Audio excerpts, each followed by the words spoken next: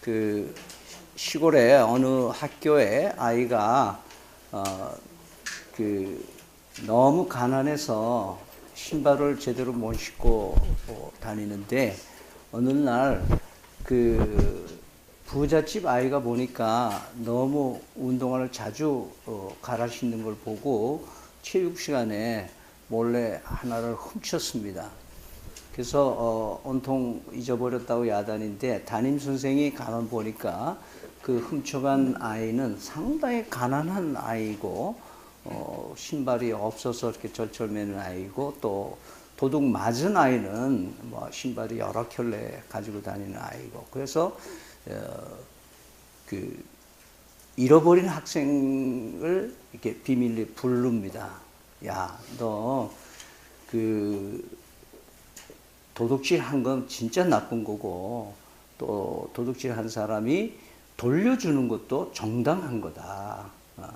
그런데 그 아이는 정말 이 신발 네가 너가 도둑 맞은 그 신발이 아니면 또 맨발로 학교를 와야 되는데 어떻게 할래? 네가 그냥 없던 걸로 하면 어떻겠느냐? 그렇게 얘기를 하니까 얘가 실룩실룩 그러다가 아이 뭐 그렇게 하죠. 그리고 선생님이 순종한 거예요. 신발을 훔쳐간 아이가 그 신발을 훔쳤다는 걸 아이들이 다 알 거 아니에요. 그러나 선생님의 그 지혜로운 해결책으로 해결이 되면서 이 이야기 속에서 사실은 도둑질한 것은 나쁜 것이고 돌려주는 것은 정당합니다. 이게 정의잖아요. 정의. 그런데 정의로만 갖고 이 세상은 사라지지 않는다. 그래서 이 덮어주고 사랑하는 사랑의 힘이 그 학급을 새로운 학급으로 변화하고 도둑한 아이도 그렇고 도둑 맞은 아이도 그렇고 다 윈윈하는 그런 아름다운 이야기를 우리는 봅니다. 그러면서 우리 교회가 지금까지 사랑이라는 말을 많이 하면서 여기에 대해서 이 본문들을 우리는 하나님의 이 시간 우리에게 주시는 말씀으로 받으면서 깊이 있게 묵상할 수 있기를 바랍니다.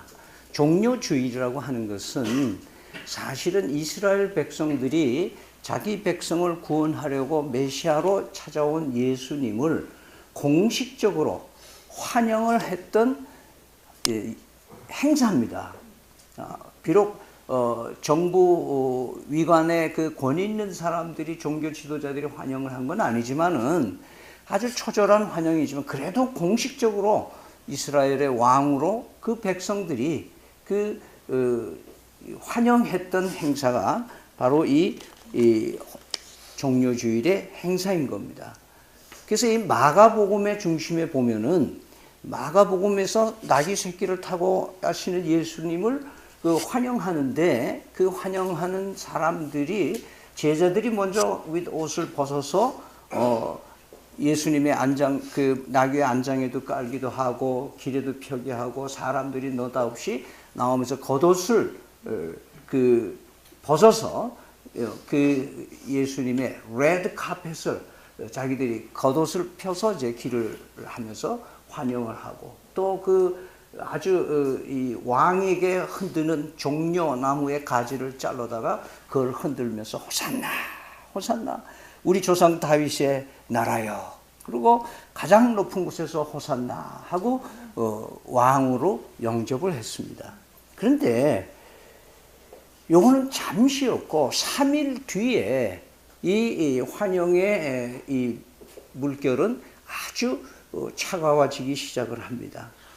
예수를 구체적으로 제거하려는 음모가 시작이 됩니다. 마가복음 14장 1절에 보면은 이틀이 지나면 유월절과 무결절이라 대제사장들과 서기관들이 예수를 흉계로 잡아 죽일 방도를 구하며 그러니까 종교 지도자들이 이제 이 백성들이 영접한 왕으로 오신 예수 그리스도를 시기해서 어떻게 이 예수를 제거할 것인가를 구체적인 음모가 시작되었다라고 아주 구름이 끼기 시작을 합니다.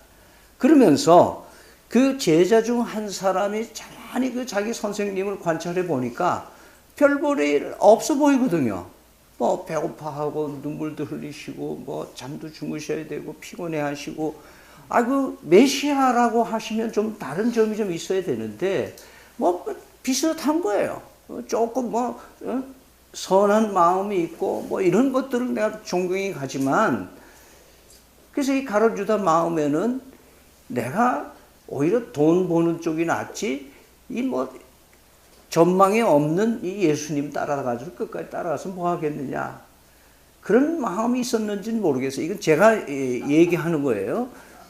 그래서 그 마음에 이 마가복음 14장 10절에 이렇게 얘기를 합니다. 12 중에 하나인 가룟 유다가 예수를 넘겨주려고 대사장들에게 가매 그들이 듣고 기뻐하여 돈을 주기로 약속하니 유다가 예수를 어떻게 넘겨줄까 하고 기회를 받더라.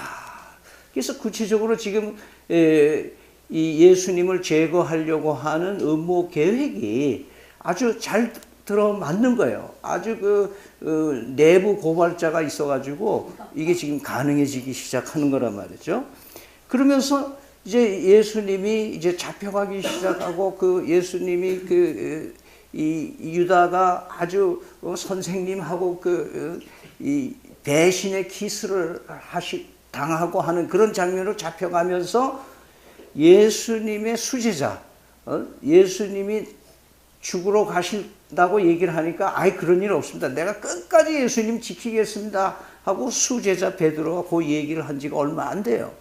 근데 예수님이 진짜 잡혀가서 먼 발치에서 보고 있던 베드로의 마음이 예수님이 예고한 대로 네가 나를 부인할 것이다 라고 한 대로 수제자인 베드로가 예수님을 배반하는 장면이 나옵니다. 마가복음 14장 66절 이하에 보면 조금 후에 곁에 서 있는 사람들이 다시 베드로에게 말하되 너도 갈릴리 사람이니 참으로 그 도당이니라. 그러나 베드로가 저주하여 맹세하되 나는 너희가 말하는 이 사람을 알지 못하느냐. 닭이 곧 두 번째 울더라. 이에 베드로가 예수께서 자기에게 하신 말씀 곧 닭이 두 번 울기 전에 내가 세 번 나를 부인하리라 하심이 기억되어 그 일을 생각하고 울었더라. 이런 예수님이 왕으로 오셨지만 왕의 대접을 받지 못하는 이 하얀 곡선이 계속해서 밑으로 내려갑니다. 그러면서 종교 재판소인 가야바 대법정으로 대제사장 가야바 앞에 서면서 참난 죄라 하나님하고 동등하게 여긴다. 이 죄 몫으로 처벌을 하려고 하는데 그 당시 정치 상황은 종교법으로는 사람을 죽일 수가 없는 거예요. 그래서 이 종교 지도자들이 군사 법정인 빌라도 법정으로 이관을 시켜서 예수님을 로마 법에 의해서 이제 처형을 하기로 몰아붙입니다. 이 빌라도 법정에 가니까 빌라도는 또 그 부인의 꿈에도 그렇고 본인도 여러 가지 문책을 조사를 해보고 다 해보니까 이 사람이 혐의 사실이 없는 거예요. 그러니까 빌라도가 내가 이 사람의 피를 내가 손에 묻히면 안 되겠다 싶어가지고 한 가지 유대인의 전통에 따라서 6월절 날 죄수를 한 사람 사면시키는 제도가 있는 거예요. 그래서 그걸 발견하고 아주 민족 지도자라고 하는 그 당시 민중을 혼란시키는 범죄자 바나바라고 하는 사람이 있는 거예요. 그래서 그 사람을 앞에 내놓고 예수님을 둘을 내놓고 이스라엘 백성들에게 묻습니다.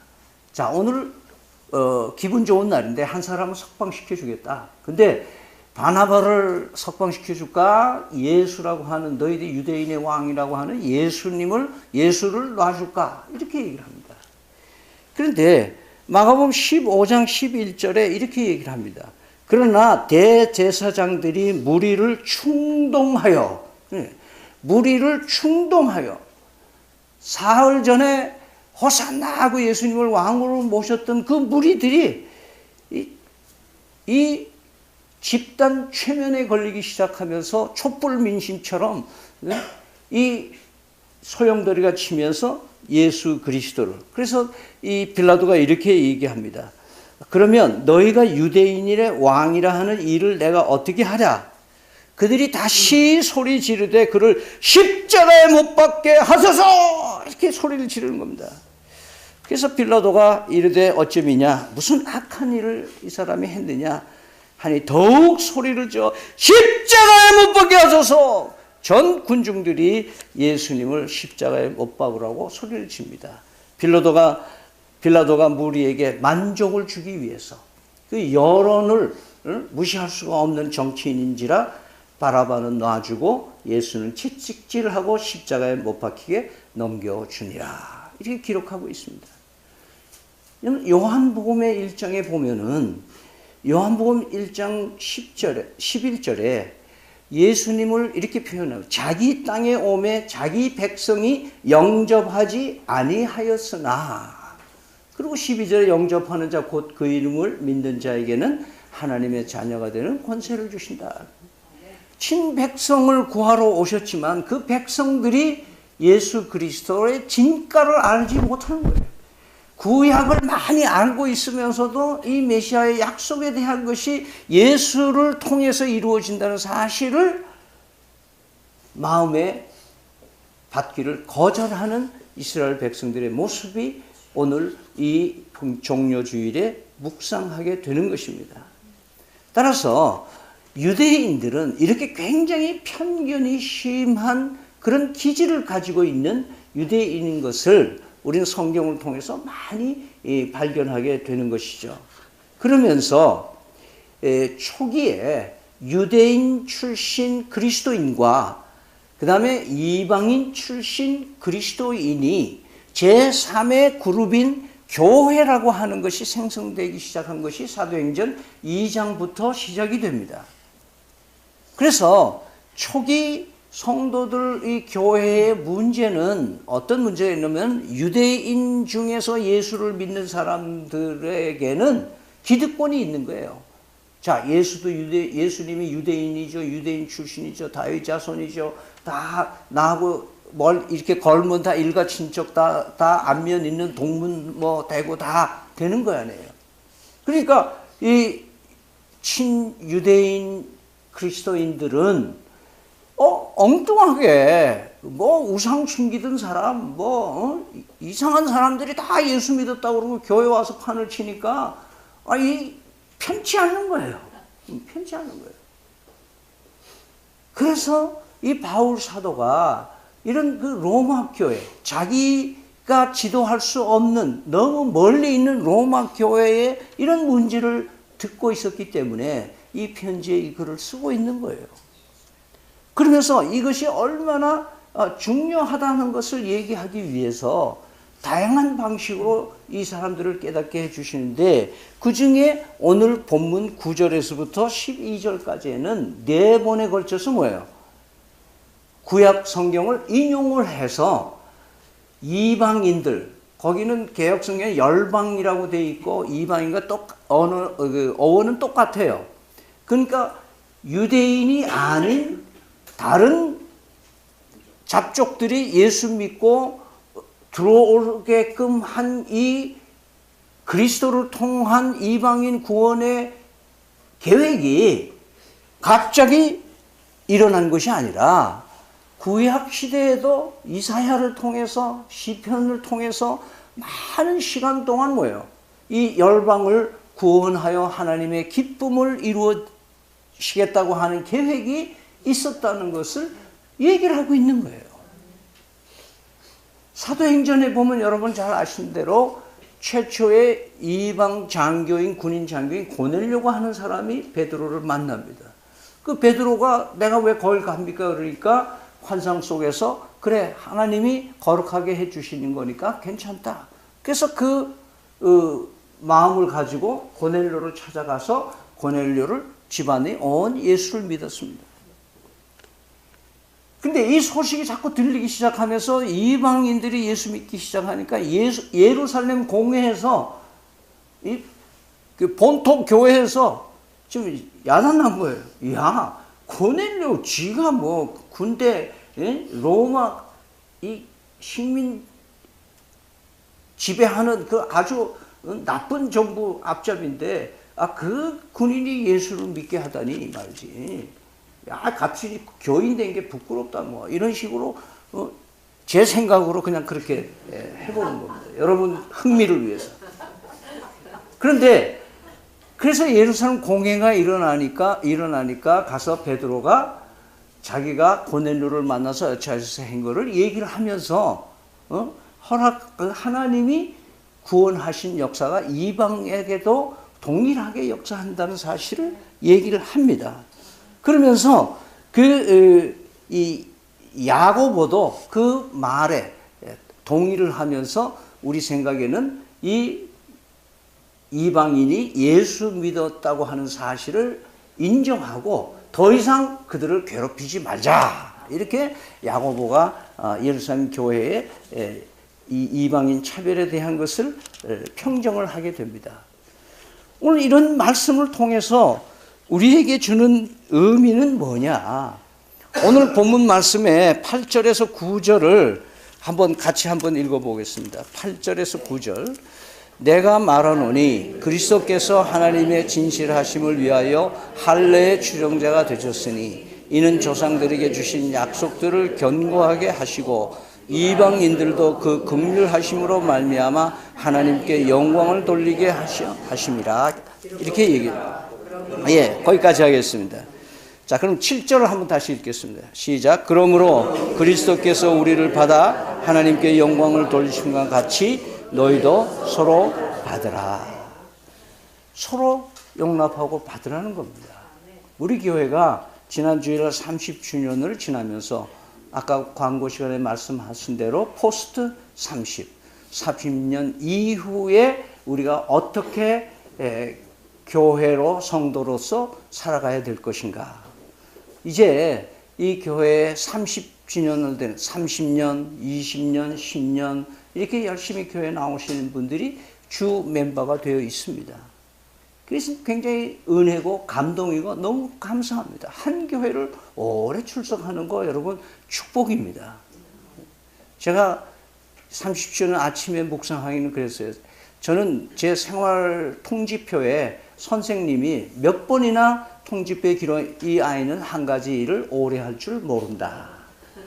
그렇게 생활평가를 받던 아주 자유분방한 아이였습니다. 그런데 제가 한 교회에 50년을 섬길 수 있었다? 야, 이건 이적이다. 그렇게 저는 믿습니다. 여러분, 우리가 지금 이런 교회의 좋은 전통을 살려온 거 참 하나님이 기뻐하시고 좋습니다. 그러나 한편으로 보면 기존 성도들이 끼리끼리 울타리가 너무 높고 단단해서 새로운 교우들이 우리 속에 들어오기가 불편하고 힘들고 그 턱이 너무 높아서 이 사람들은 뭐 어떻게 할 수가 없네. 우리 정성근 선생 내외 같은 분 내가 3주 동안 이렇게 오시는 거 보면서 너무 감사해요. 그런데 제 마음속에는 하나 어떤 염려가 있냐 하면은 우리끼리가 너무 잘하니까 누군가가 새 사람이 오면 우리는 흉엄을 없이 지나는 사이지만은 처음 이 교회에 발을 드는 사람들에게는 우리 교회가 또 내가 어떻게 보여지느냐 이거를 점검할 수 있기를 바랍니다. 이거를 해결하지 못하면 이 교회는 이 껍질을 벗질 못합니다. 안 되는 거예요. 인간관계의 틀이 우리는 너무 가까워서 너무 좋지만 그러나 이것이 따뜻한 마음으로 서도 보듬어주고 누군가가 오면은 30년 있은 사람이나 갓 온 사람이나 동일한 성도로 같이 사랑을 나누는 관계로 만들어가지 않으면 그것이 해결되지 않으면 이것은 하나님의 교회인 것을 포기하는 거 마찬가지다. 여기에 무슨 텃세가 있고 여기서 무슨 직급이 있어서 계급이 있어 계급장을 달고 나는 뭔데 하고 한다면 이런 교회는 해산하는 게 올바른 줄 저는 믿습니다. 이미 바울 사도는 로마서 12장에서 이 점을 아주 요약을 해줘서 간략하게 얘기를 해주고 있는 부분이 있습니다. 로마서 12장 9절에서 8절까지 있는 말씀을 제가 현대인의 성경으로 읽어드리겠습니다. 사랑은 순수해야 합니다. 악을 미워하고 선을 행하십시오. 형제처럼 서로 따뜻이 사랑하고 존경하며 나태해지지 말고 열심히 주님을 섬기십시오. 희망 가운데서 기뻐하며 고난을 참고 항상 기도하십시오. 가난한 성도들을 돕고 손님 대접하는 일을 힘쓰십시오. 여러분을 핍박하는 사람들을 축복하고 저주하지 마십시오. 기뻐하는 사람들과 함께 기뻐하고 슬퍼하는 사람들과 함께 슬퍼하십시오. 서로 마음을 같이하며 교만한 마음을 품지 말고 낮고 천한 사람들의 벗이 되십시오. 스스로 잘난 체 해서는 안 됩니다. 누구에게나 악을 악으로 갚지 말고 언제나 선한 일을 하며 가능한 한 최선을 다해 모든 사람과 사이좋게 지내십시오. 이미 바울은 로마서 12장에서 1장에서 11장까지 핵심적인 교리를 설교하신 다음에 구체적으로 생활 속에서 어떻게 살아야 하는 것을 얘기를 하면서 이 말씀을 이미 하신 겁니다. 따라서 이런 편견은 우리는 안 가질 수 없는 아주 못된 심보를 가지고 우리는 태어나긴 했지만, 그러나 하나님이 싫어하시고 예수님이 피로 값주고 사신 교회가 그 예수님의 피를 헛되이 하지 않으려면은 우리는 이 편견을 까부수지 않고는 올바른 성도로 살아갈 수 없다는 것을 잊지 마시기 바랍니다. 예수님은 어떻게 사셨습니까? 그 당시 사회에서 아주 경멸하는, 유대인들이 경멸하는 직종 중에 하나가 세금 걷어내는 세리입니다. 근데 예수님이 세리 집에 가서 저녁 먹으면서 식탁 교제를 했습니다. 그 광경을 보고 많은 사람들이 뭐라 그랬어요? 야, 저 예수 가짜다. 어떻게 유대인이면서 어떻게 그렇게 죄인의 집에 가서 죄인들하고 교제를 하느냐? 그때 예수님이 하신 유명한 얘기가 있어요. 의사는 병든 자에게 필요한 것이고 나는 죄인들을 위해서 왔다. 그렇게 말씀하십니다. 그렇기 때문에 예수님은 죄인의 친구라고 하시는 것을 두려워하지 않았어요. 여러분, 예수님이 나보고 친구 그럽니다. 제가 늘러레하고 집회 다닐 때 영천 삼사관학교를 한 번씩 가는데 거기에 김진영 장군이라고 나중에 4스타 된 분이지만 2스타에서 맹호 부대에 천리 행군을 하면서 일개 중대가 98%가 동상에 걸리는 사고가 났습니다. 이 사람이 국회에 국방위원회에 불려가서 설명을 하고 나는 강한 병사를 위해서 강훈련을 시킨 것이다. 이 사람의 동상의 책임이 나한테 있다. 그러나 강한 군대를 만들기 위해서 강훈련을 한 것에 대해서 문책을 한다면 나는 그건 할 말이 없다. 그렇게 증언한 사람입니다. 그 일로 인해서 좌천이 돼서 영천 삼사관학교 교장으로 왔습니다. 저는 제가 늘노래 단원들이 악기 세팅하고 있는 동안에 제일 뒤에서 그날 추웠던 날인데 코트를 뒤에 이렇게 걸치고 맨 뒷좌석에 준비하는 걸 보는데 저를 뒤에서 눈을 이렇게 감기다. Dear friend. 눈을 이렇게 어린애들 장난하시는 Dear friend. 돌아보니까 김진영 장군이에요. 김진영 장군이 나보고 친구라고 하니까 그 다음부터는 뭐예요? 그 부대의 모든 분위기가 달라진 거예요. 우리 부대장이 친구가 왔다. 여러분, 요한 계시록 4장에 보면은 요한이 이 땅에서 엄청난 박해를 받습니다. 반모섬에 갇혀 있는데 하늘을 우러러 보니까 하늘문이 열려 있는데 그 열려 있는데 의자가 하나 있는데 왕 중 왕이 앉아있는 보호자가 다 보이는 거예요. 근데 거기에 내 친구 예수님이 앉아있는 거예요. 할렐루야. 예수님은 나 같은 죄인을 친구라고 부르기를 부끄러워하지 않으십니다. 근데 여러분들은 예수님을 부끄러워하십니까? 그래서 예수님은요, 보세요. 어린아이를 못 오게 하는 제자들 보고 책망하면서, 야, 걔네들 데려와라. 천국은 이런 자의 것이다. 여러분, 가난한 자들을 얼마나 돌보셨습니까? 여러분, 병자들을 얼마나 부르고, 문둥병자들을, 그 전염병이라고 하는 문둥병을 손으로 만지는 사람. 여러분, 과거가 있는 사람도 예수님은 친구가 되셨습니다. 야고보서에는 구체적으로 어떻게 교회가 사람들을 상대해야 되느냐를 다음과 같이 얘기를 하고 있습니다. 이것은 세번역 성경으로 제가 읽어드리겠습니다. 야고보서 2장 1절에서 9절. 나의 형제 자매 여러분, 여러분은 영광의 우리 주 예수 그리스도를 믿고 있으니 사람을 차별하여 대하지 마십시오. 이를테면 여러분의 회당에 화려한 옷을 입은 사람이 금반지를 끼고 들어오고 또 남루한 옷을 입은 가난한 사람도 들어온다고 합시다.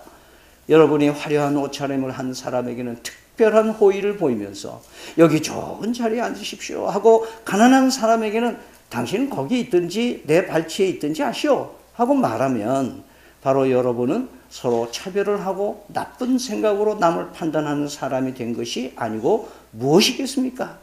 사랑하는 형제 자매 여러분, 들으십시오. 하나님께서는 세상에 가난한 사람을 택하셔서 믿음에 부유한 사람이 되게 하시고 하나님을 사랑하는 이들에게 약속하신 그 나라의 상속자가 되게 하지 않았습니까? 그런데 여러분은 가난한 사람을 업신여겼습니다. 여러분을 압제하는 사람은 부자들이 아닙니까?